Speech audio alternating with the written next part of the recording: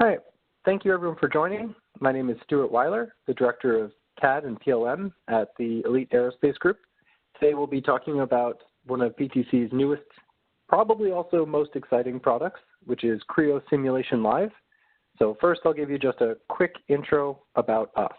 So Elite is an aviation manufacturing company. We produce mostly metallic parts. We've got a couple of facilities producing parts for aerospace and a little bit in other industries. But what makes that interesting is that we are a manufacturer as well as a PTC partner. So we are using the products that we're going to be discussing today in the webinar series. So the engineering services group is the part of the business that is the PTC partner. And here's kind of a quick sampling of some of the things that we do. We essentially help people to use the PTC products such as Creo, Windchill, ThingWorks, MathCAD, Vuforia. So for all of your acronym needs, whether it's CAD, PLM, IoT, AR. Today we'll be focusing on Creo and specifically the newest aspect, which is Creo Simulation Live. So I'd like to introduce Cody Wiltrout, who is with the Virtual Center of Excellence at PTC, who's going to be showing us a live view of Creo Simulation Live. All right, thanks for the introduction, Stuart. Nice to be here with you all. My name is Cody Wiltrout. I'm an application engineer here with PTC, and I focus mostly on our CAD and PLM topics, and I will be going over the Creo Simulation Live demo today. So I'll go ahead and start here with sharing my screen. All right. So can you see my screen, Stuart? Yes, we can. Perfect. So just to start with a little bit of background on what Simulation Live is and why we chose to partner with ANSYS really to create it. In the early stages of design, obviously you're going through a lot of iterations, making a lot of changes, and it would be great to be able to use analysis to tell if those kind of changes or those iterations are getting you closer to your design goals. But realistically, analysis is a time-consuming process, whether it's a simple analysis that only takes a few minutes to some more advanced ones that can take even hours or days. If you're doing it every time you have an iteration, that time adds up really quickly. And so there's normally not a lot of support for kind of analysis-led design, and you end up relying on a late-stage final validation check, either using some analysis tools or some physical prototyping, which will catch any major problems, but doesn't prevent you from having to go back and do rework and doesn't really get you closer to an optimal goal.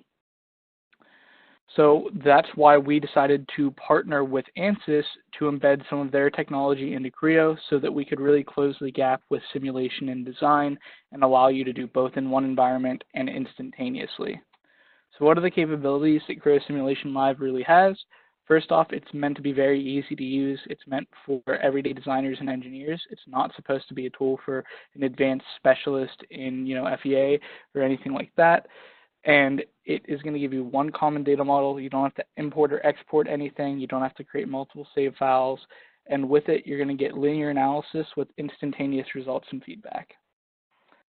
It is one common consistent Creo user interface. If you've ever worked with Creo Simulate, it's got a pretty similar layout to that, so it's pretty easy to pick up.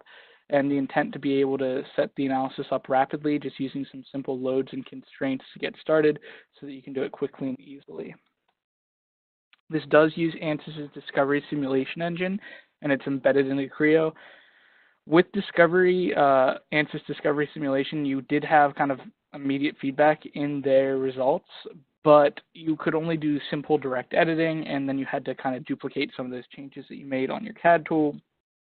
So it was still a little bit of a disjointed process, and that's why they kind of decided to partner with us now as well, so that you now have the ability to get that instantaneous feedback, but to also do full parametric and direct editing inside of Creo. As I was saying, this is meant to be set up very quickly, just some simple loads and constraints, and then once you have it started, it's going to keep running in the background as you do your work so that you can focus on interactivity and refinement, just go through different ideas, test them out, get instantaneous feedback, and then kind of move on from there. And it can do that with structural, thermal, and modal analysis. Now, this being powered by ANSYS's technology, it does use kind of their proprietary information for the background solving and the meshing. They call this a meshless environment, so it happens entirely in the background. You won't see it and you can't edit it, but that also does make it easier for people who wouldn't know as much about meshing and aren't necessarily experts in that field to have to set that up. The last thing I'll note here before we jump over to the demonstration side is that this does have a hardware requirement. So this runs on the GPU as opposed to the CPU. So it is running on your graphics card, and because of that, it needs to be an NVIDIA CUDA graphics card. And we suggest a minimum of 4 gigabytes of RAM. And then the more RAM that graphics card has, the more optimal the performance is going to be. Now, in this case, the optimability of the performance isn't really going to change the time much because of how fast it is, but what it might change is it might increase the accuracy some, or if you're using some very large assemblies that you're trying to run it on, it might make those a little bit quicker. And then the bottom here are just some example machines that already have that type of graphics card in it. So we'll go ahead here and jump over to our demonstration. So let me get that set up for us here.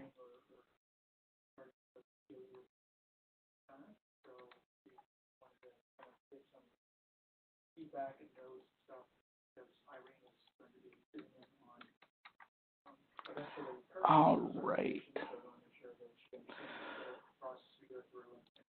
So we're going to be working with this chassis body here from a snowmobile today, and we're going to start by just working with maybe one part on it on the back side here, and then we can come back up to the assembly level afterwards and take a look at that too.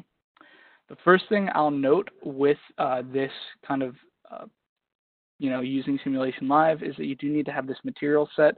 So any part or assembly that you want to do simulation for, you are going to need a material set so that it can use those material properties to be able to run the simulation. Because this is linear, if you have nonlinear materials, that's not a problem. It's just going to ignore any nonlinear properties of those materials, but it's not like you have to change them out for different materials. And if you don't have any materials, we do have an out-of-the-box library that you can use. And of course, if you have some custom materials that you'd like, you can always edit and add those in as well. Now that we have a material assigned, we're ready to start the simulation. So we just come over to Live Simulation tab, then choose either the structural, thermal, or modal here. We'll start with the structural for now. And you can see this adds it to our simulation tree here. And you can have more than one simulation in your simulation tree at a time. So if you wanted to set up maybe a structural and a thermal, or a thermal and a modal, you can do that. And then you can toggle which one is active between them and switch between those different analysis that you have set up. With this analysis, we need to set our constraints and loads here, so we can choose what type of constraint we want, and then choose the type, the point or the surface that we'd like to apply it to. And then the same type of idea for the loads. Choose the type of load that you're interested in, the magnitude and the direction, as well as the units for that load, and then it will apply it for you as well. For the direction, you do get the little cube at the bottom to show you what direction those are for. And for the forces, it will apply arrows, as you can see, so you can tell if that load looks correct to what you're going to be doing in real life. Of course, you can add as many constraints or loads as you need to, and if you're going to be applying a uniform load, you can apply it to multiple surfaces or points at the same time, rather than having to place it on each of those individually. Now that we have our loads and constraints set up, we're ready to get started. So the first thing we're going to do is just come up and hit Simulate. Once we start the simulation, it's going to keep running in the background on that graphics card as we continue on through here. If we take a look at our results at a high level, we have the ability to look at the von Mises stress, the normal stresses, shear stresses, and the principal stresses, as well as the reaction forces and the deformation. If I toggle between any of them, it'll update the display on the surface there. I can also show minimums and maximums if I want to see maybe where the highest value is for the deformation or for the stress to quickly see if there's a problem. You can animate that deformation if you want to see the motion of that, what that's going to look like. And you can either exaggerate it like this just to get an idea of how it's going to look, or you can do the true deformation and look at exactly how far it's going to be moving. Now, coming off of this, we've taken a look at just some high-level information, displaying it on to our part here. But if we want to dig a little bit deeper, we might switch back to our stress for now, and then we'll update our units to megapascals. And as you update units or result type, it's automatically going to update the legend on the right-hand side for us. Now, with this, we can see we have our highest stress denoted by the red circle, so that's where that max is for the rib here. And I want to know exactly what this stress is, so I'm going to come up and choose to add a simulation probe, and then I can choose to either put it for a point, so I can find out the exact value at that spot, or a maximum or minimum. In our case, we want to know the highest value, so I'll just choose maximum, and then place that probe. Now, based off of that, I can see that we're sitting at around 56 megapascals, which is possibly a little bit higher than I want. So I'm in Creo. I can just start doing some editing to the model. Maybe I just want to use some flex modeling to increase the thickness of this rib real quick and see how much we reduce the stress by. Well, as soon as I accept that feature change, it's going to keep running in the background, and within a few seconds, I'm going to see the updated value for that stress. And so in our case here, we're down to around 53 megapascals, so pretty good improvement, but maybe I still want to try to get it a little bit lower. I'm not sure if increasing the radius on the rib will help or not, but I can just test it and find out. If I don't like it, I can always go back to how it was. And again, with that kind of being the idea, to do this iterative design and be able to get feedback as you go through that process. And in this case, it did help. We're down to, a little under 50 megapascals. We've moved where the max stress is, and maybe this is a little bit closer to what we're envisioning. If we take a look out here, we can see from that we have moved the max stress off of the ribs just from those few simple steps that we've taken so far.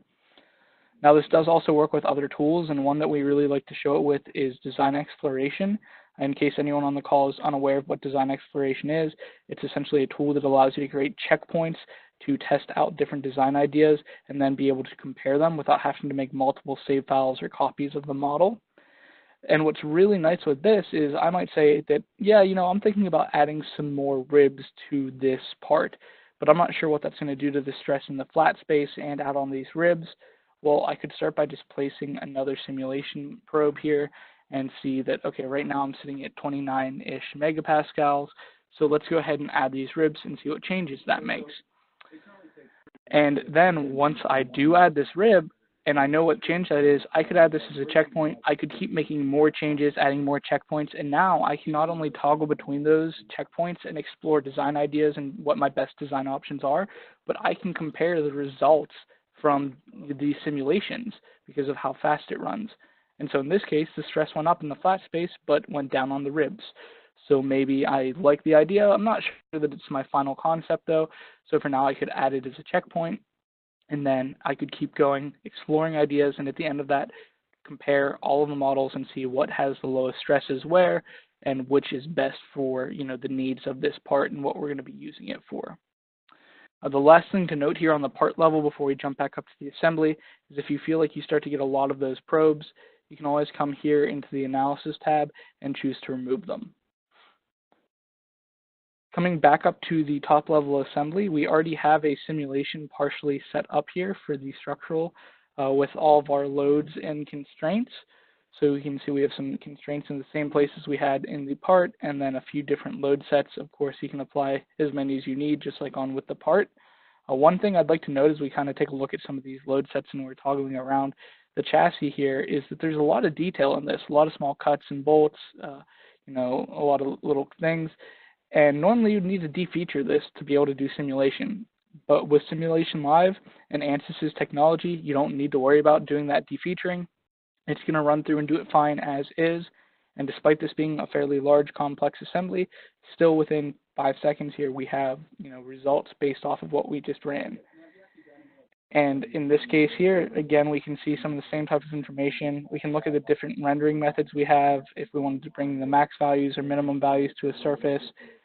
If we wanted to look at any of the different result types, they're all the same for the assembly level as they are for the part level. You can also animate the deformation here at the assembly level. The one thing I will note for the assembly level analysis is that any connections, it is going to assume that those are bonded connections. So it's assuming this is a bonded assembly and that everything that's touching is bonded for the simplicity of the analysis. So going off of that, one kind of last example here on the structural side for the intended use, I would say, for Creo Simulation Live here, if I even have something that I've already designed out, but I want to know exactly what effect it has, well, I can test it by suppressing it and unsuppressing it in the model tree. So in our case here, we have some high deformation, and we already have the support structure built. And sure, I could see what that deformation is with the support structure on, but maybe I want to compare it to what it's like with it off, so that I can see how much it's actually reducing it, not just the final value. So if I bring that support structure back in here, it's just like making a feature change. As soon as you do that, it's going to start updating the results to the analysis again. And again, within a few seconds here now, we can see, okay, we've gone from around a millimeter down to around 0.3 millimeters. Maybe that's pretty good for the support structure. I'm happy with that, and I can continue on with whatever my next task is. Now, going from here, we can take a look at some structural, or I should say some modal analysis, just briefly here to take a look and give you some visibility into some of the other analysis types. So for the modal analysis type, we're just going to have constraints, and so you pick your fixed or displacement constraint that you want to apply, and then again choose the surfaces or points that you want to apply those to. So we'll put them in the same spots that we had for the structural analysis here for this. And then once you have those ready, that's all you need to do to get started, and we can start the simulation. So we'll go ahead and suppress this support structure again here. And now if we start the simulation, again, just like with the structural analysis, within a few seconds, we're going to get the results of that modal analysis. And even as it starts to dig in, if it's starting to refine maybe some of the finer values, you know, at the decimal point place, you can still get a good feel for the overall kind of value at this point. And on the kind of side here for the modal analysis, you do get the ability to look at those animations as well for the deformation, just like we saw with the structural. And you can look at modes 1 through 6. You can easily toggle between any of those modes and look at the results based off of those. So that's kind of the structural and the modal analysis and what kind of they entail. We can take a look here at some thermal as well. So the last example we'll do here is with this engine that we have, and we have a thermal already partially set up. So we have some constraints here, which are prescribed boundary temperature and convection. If we look at this convection here, we can see it's the same type of idea where you apply it to your different surfaces, choose what you want the convection coefficient to be, as well as what the bulk temperature is, and then you can apply it. On the load side, we have heat flow and heat flux that we can choose to apply to these. We'll go ahead and put a heat flow on this top surface here, and similarly, just choose the value that you want for that and the units that you want to be using. And now we're ready to start the simulation. With the thermal analysis, you will have the ability to look at temperature and heat flux as your outputs. So we'll go ahead and start simulating this here, and it's automatically going to start with the temperature. And just like we saw with the others, very quickly you get the results back. You can turn on and off kind of the ability to see those constraints. So right now we're showing the constraints and the boundary conditions with the convection, so we can turn that off if we don't want to see that. We can always look at the different rendering methods for this one as well, just like we saw with the others. And then you can set your units to Kelvin, Celsius, or Fahrenheit. So that's an overall look at Creo Simulation Live and what it's all about, and its intended use kind of for early and often simulation, and being used almost as a spell check guide to help look for problems, guide you to a better solution, help you get to your engineering goals. And then when you do get to that final kind of heavy and, you know, full analysis, maybe ANSYS tool or Creo Simulate, you're confident that you're not going to have any problems and that you're not going to have to go back and do any major rework, because you've already run through simulation the whole way through that process and helped to improve your designs. So that is Creo Simulation Live in a nutshell.